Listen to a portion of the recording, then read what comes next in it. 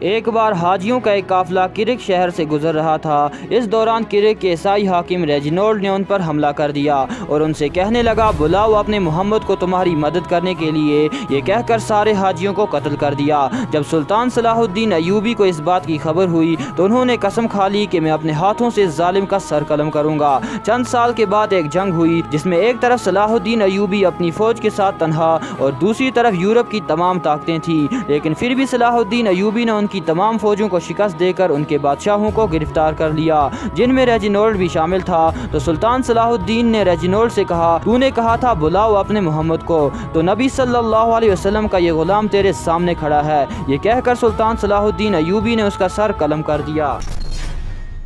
قرآن کی سورہ بقرہ سورہ نمبر 2 کی آیت نمبر 29 میں اللہ تعالیٰ فرماتا ہے کہ اسی اللہ نے تمہارے لیے جو چیزیں زمین میں ہیں پیدا فرمائیں، پھر آسمان کی طرف متوجہ ہوا تو ٹھیک 7 آسمان بنا دیے۔ دوستو، اللہ تعالیٰ نے انسان کو اتنی سمجھ عطا فرمائی کہ اس نے اس زمین سے باہر نکل کر دیکھا تو پایا کہ جو کچھ ہم اپنی آنکھوں سے دیکھتے ہیں یہ تو اللہ کی قدرت کا 0% بھی نہیں ہے۔ حدیث میں ذکر ملتا ہے کہ دوسرا آسمان پہلے آسمان سے اتنا بڑا ہے کہ ایک ریگستان میں ریت کا کنکر پہلا آسمان ہے اور پورا ریگستان دوسرا آسمان ہے۔ دوستو، انسان اگر اپنی پوری طاقت بھی لگا دے تو بھی وہ اللہ کی قدرت کے سامنے کچھ بھی نہیں۔